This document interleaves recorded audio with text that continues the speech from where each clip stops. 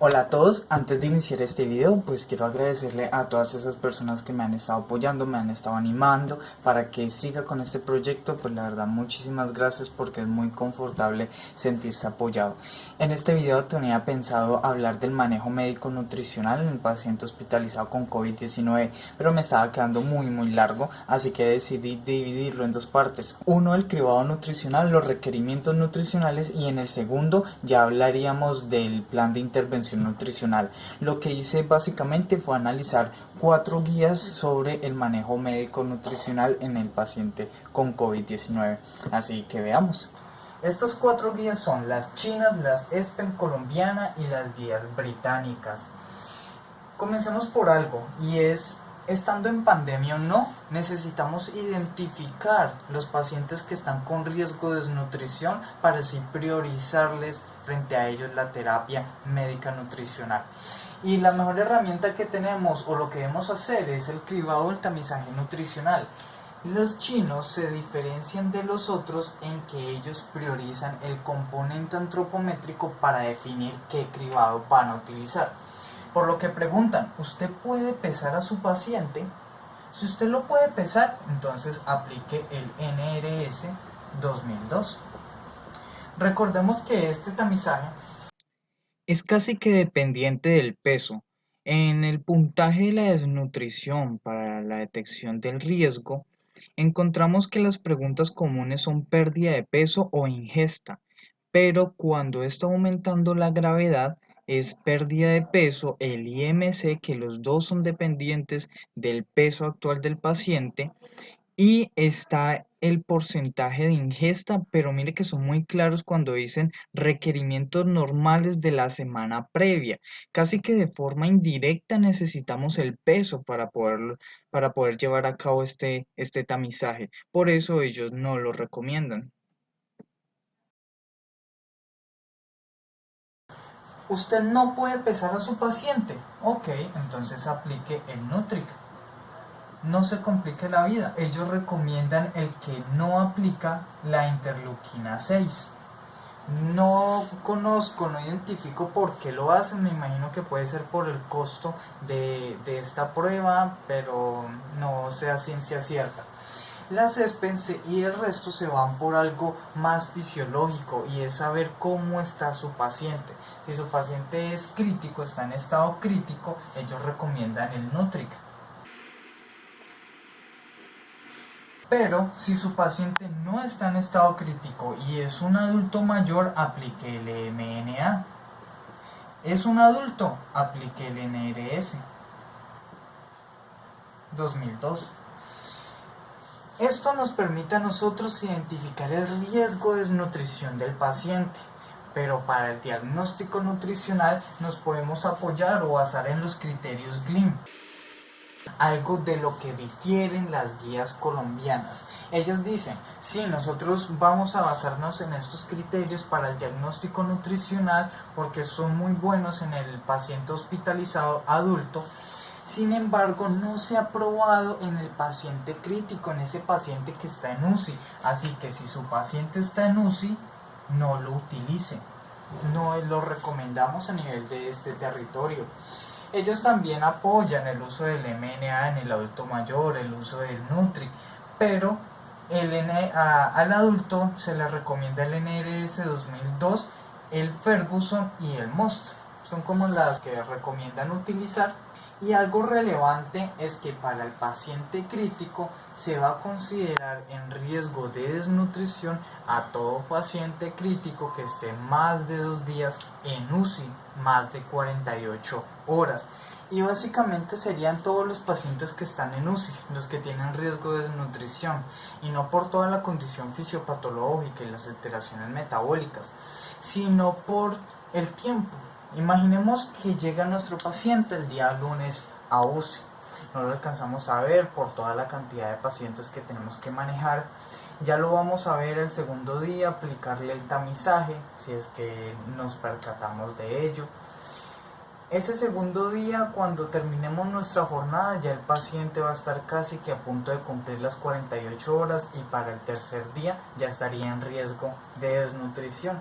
Así que la teoría siempre va a ser muy chévere y todo, pero podríamos concluir eso. Digamos que sería como un ejemplo. Las guías británicas son relativamente cortas, y es que yo me las imagino como ellos los hicieron. El paciente hospitalizado con COVID-19 sufre una lesión pulmonar que se traduce en un edema pulmonar, ocasionando una serie de alteraciones a nivel sistémicas. Eso es un traumatismo, pero el traumatismo se divide en dos fases, fase ebb y fase flow, y el paciente crítico cursa en dos fases, fase ebb y fase flow. Manejémoslo como un paciente crítico. Y efectivamente así lo hicieron. Ellos decidieron que el manejo médico nutricional del paciente hospitalizado con COVID-19 se debe hacer según las directrices de la ESPM para el manejo médico nutricional del paciente en estado crítico. En cuanto a los requerimientos nutricionales, el gasto energético de estos pacientes, las guías chinas recomiendan utilizar métodos como la calorimetría indirecta. Siempre va a ser la mejor, va a ser mucho más precisa que las fórmulas predictivas. Sin embargo, no es normal tener este equipo, así que se pueden utilizar fórmulas predictivas. Los chinos proponen la de producción total de dióxido de carbono multiplicado por 2,19. En pediatría recomiendan la fórmula de Scofield, y en caso de que pues se vaya a realizar por fórmulas como las de kilocalorías por kilogramo de peso, ellos dicen si su paciente no es obeso, si no lo es, entonces utilice de 25 a 30 kilocalorías por kilogramo de peso. Si su paciente sí es obeso, pero su IMC es menor a 50, utilice de 11 a 14 kilocalorías por kilogramo de peso actual. En cambio, si este paciente es mayor a 50 kilocalorías, a un IMC mayor a 50, utilice de 22 a 25 kilocalorías por kilogramo de peso ideal. Las ESPEN recomienda que si su paciente es polimórbido, dé al menos 30 kilocalorías por kilogramo de peso actual. Pero si no lo es, si por lo menos, si es un paciente desnutrido, inicie con poco, no le dé mucho, porque la probabilidad de que le dé síndrome de realimentación es muy alta. Así que con el tiempo, de forma cautelosa, usted logre llegar a estas 30 kilocalorías por kilogramo de peso, pero no iniciándole eso porque sería una cantidad muy alta para un paciente desnutrido. Los chinos sí son muy cautelosos con la cantidad de calorías que se le da a un paciente, por dos factores. Dos muy importantes. Uno, que puede ser mortal, y el otro pues aumenta las complicaciones del paciente y con ello la mortalidad. El primero es el síndrome de realimentación, y el segundo es que un superávit calórico en estos pacientes conlleva un aumento de la producción de dióxido de carbono, así que no es recomendable. Que siempre traten de ver qué es lo que están haciendo los otros personal de la salud frente al paciente. ¿Por qué? La dextrosa aporta 3,4 kilocalorías por gramo de la solución que se le esté administrando. El glicerol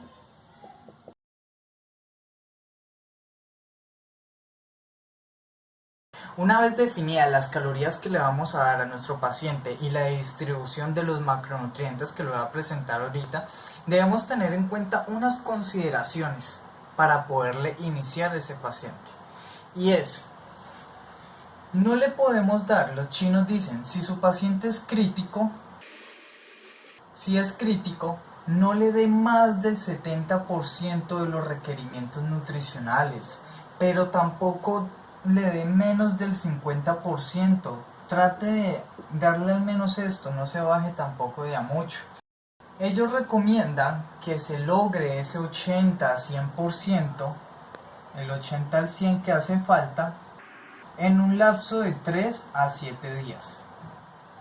Si usted no quiere utilizar este método y le parece más fácil irse directamente por las kilocalorías por kilogramo día, de una forma pues más directa, valga la redundancia, inicien dándole de 10 a 15 kilocalorías por kilogramo durante esa fase aguda.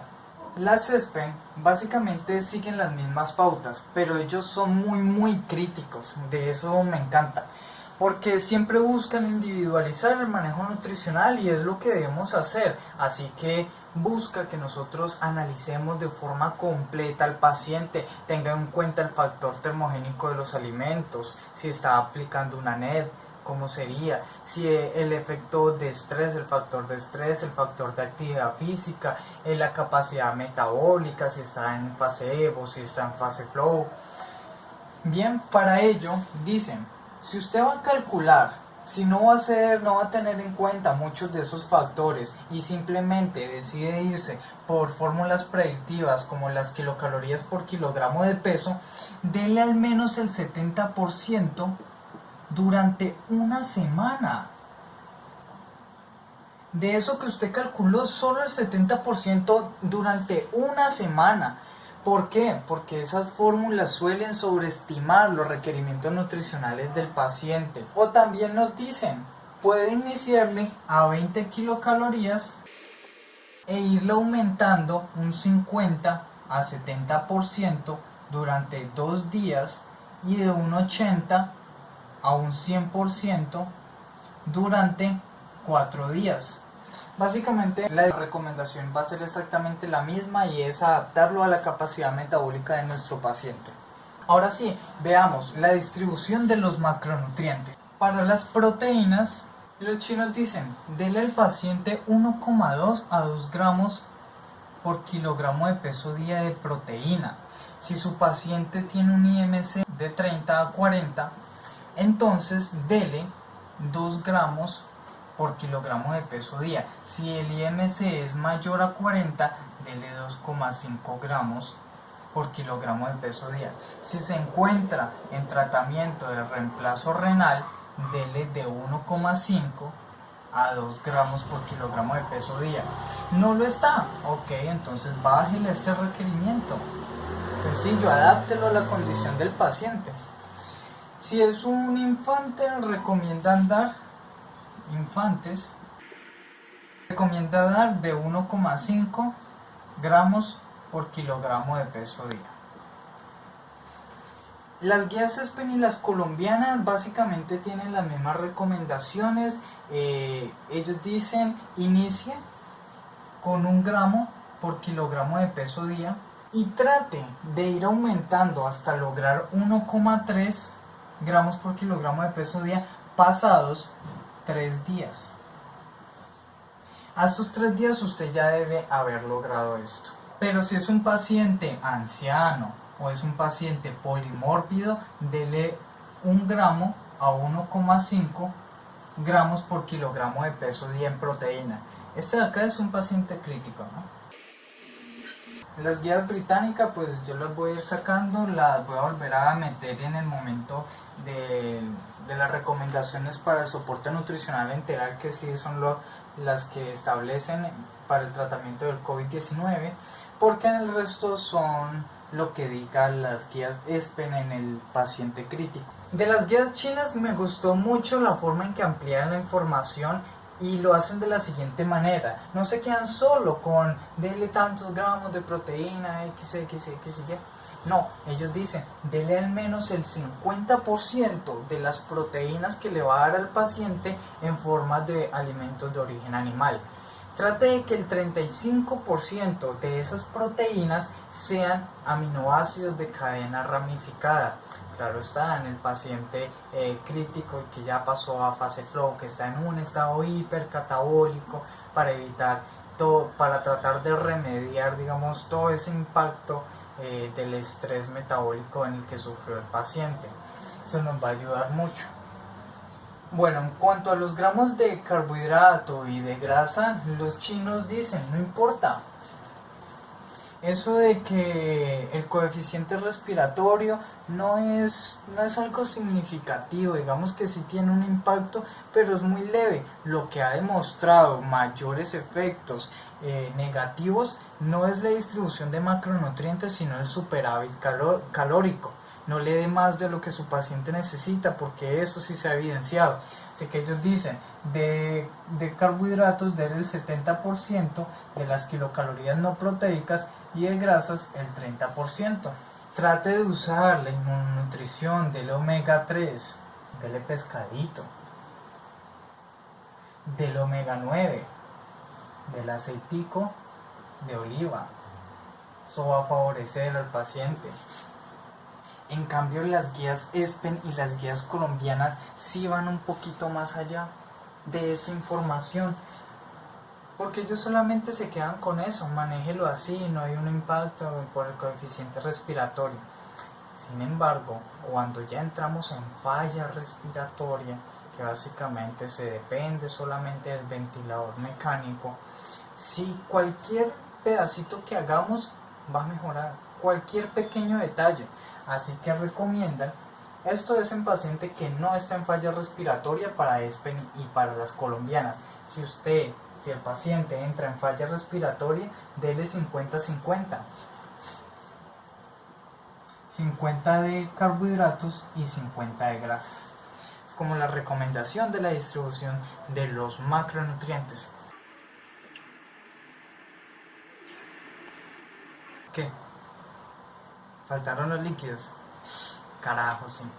Todas las guías establecen que el aporte de líquidos en el paciente deben ser de 30 a 40 mililitros por kilogramo de peso día. Algo chévere de las guías chinas es que dicen, si su paciente aumenta un grado centígrado la temperatura corporal, suplementele con 3 a 5 mililitros por kilogramo de peso de líquidos al paciente. ¿Terminamos? No. Faltan los micronutrientes, ¿verdad? No podemos quedarnos como simple influencer. Somos nutricionistas. Así que veamos. Acompáñenme. Antes de iniciar este apartado, quiero mencionarles que la idea es analizar como tal los micronutrientes que se han relacionado en el tratamiento nutricional en el paciente hospitalizado con COVID-19, pero la idea es también hacer algo completo, como no seguir simplemente posología, sino interpretar bien la información, tener como una postura crítica y analizarlo para que sea más aplicado a la realidad. Así que pues esto me ha llevado un poquito de tiempo, por ello me di cuenta que abarcarlos todos en un solo video era muy complicado ya que se me iba a hacer muy largo y pues mientras se hace la revisión de la información, así que por el momento voy a presentarles nada más el de la vitamina C. Y la vitamina C, pues siendo un antioxidante, nos lleva a hablar del estrés oxidativo, así que básicamente todo inicia cuando los sustratos energéticos son metabolizados a nivel mitocondrial y de ello pues siempre esperamos la producción de energía y como sustrato o como metabolito desecho sería ese dióxido de carbono. Pero ¿saben qué? También se produce algo conocido como especies reactivas de oxígeno, que son nada más y nada menos que los famosos radicales libres, pues a partir del oxígeno. Entre ellos se encuentra el radical superóxido, el hidroxilo, que es como el más tóxico de este grupito, el peróxido de hidrógeno, pero el radical hidroxilo a su vez puede ser un derivado del peróxido de hidrógeno mediante dos reacciones, la de Fenton y la de Haber-Weiss, en condiciones pues no fisiológicas, pero sí es como la más común en la que este estrés oxidativo sucede, es en el metabolismo del alcohol, del etanol y de los xenobióticos, así que el hígado pues sería ese principal afectado y de hecho su causa final sería la apoptosis, pero antes de ello todas las alteraciones del propio hepatocito, que sería una implicación directa al metabolismo y una serie de consecuencias a nivel sistémicas graves. Pero venimos a hablar es de los pulmones, aterricémonos a lo que está sucediendo. Así que estos radicales libres, antes de ello quería mostrarles este radical superóxido, ¿se acuerdan de la cadena transportadora de electrones? Bueno, él se produce, no sé si recuerdan que existían cuatro complejos, el uno, el 2, el 3, el 4 y un supuesto quinto, pero no era un quinto, sino la enzima ATPasa, sintetasa. Bueno, en ese complejo 1 hay NADH deshidrogenasa, que es donde se produce este radical libre, pero no es el único lugar, la mitocondria no es el único lugar, también está la membrana citoplasmática, el retículo endoplasmático liso, así que me estoy enfocando pues por el lado nutricional, pero no es el único, ¿no? En donde se puede producir.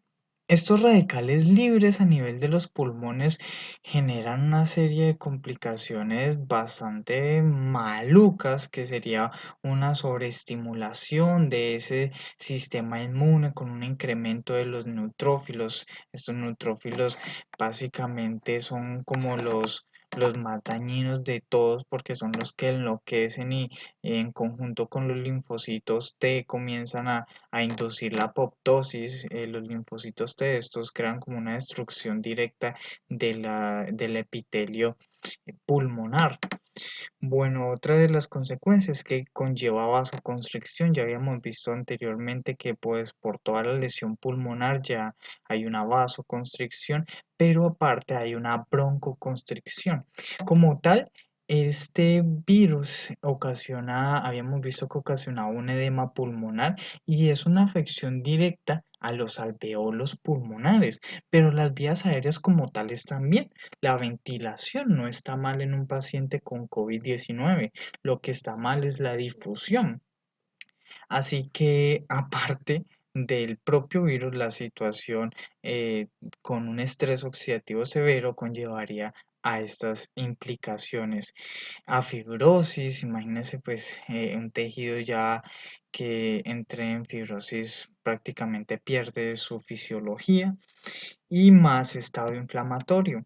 Bueno, en estos hay muchos antioxidantes, muchos, pero como me voy a enfocar en la vitamina C, pues prácticamente me hizo arrastrar un poquito de la vitamina E.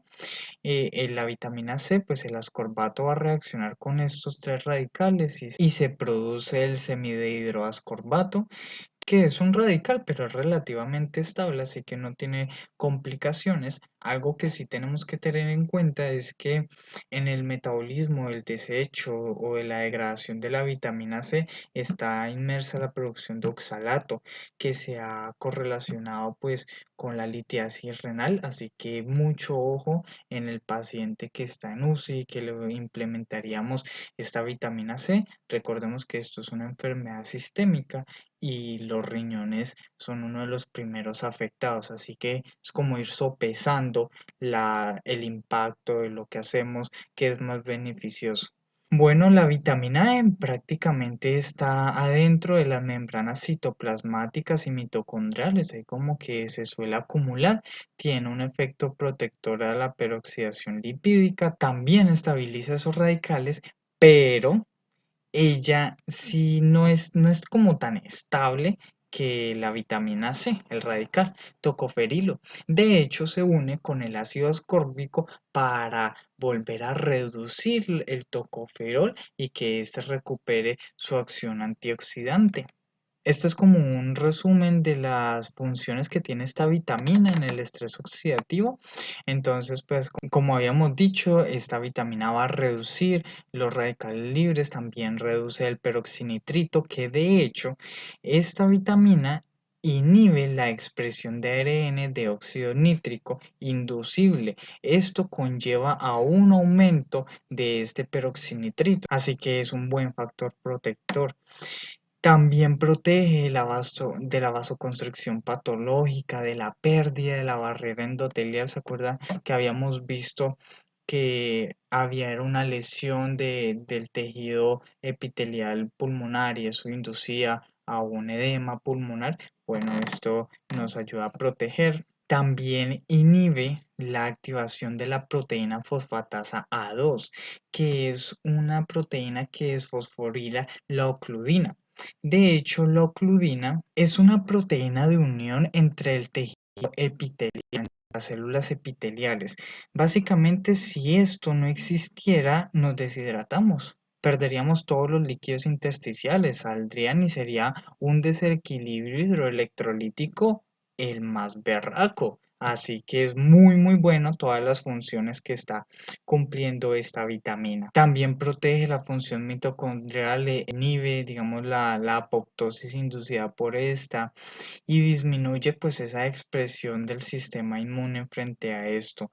Algo muy interesante es que estimula la producción de interferón, me pareció súper chévere, porque recuerden que el interferón era ese guerrerito que se encargaba de combatir los virus en específico y que había sido inhabilitado por el propio virus, que era por la proteína similar a la papaína, ¿recuerdan? Aquí quiero que iniciemos algo que yo denomino el viaje por la literatura.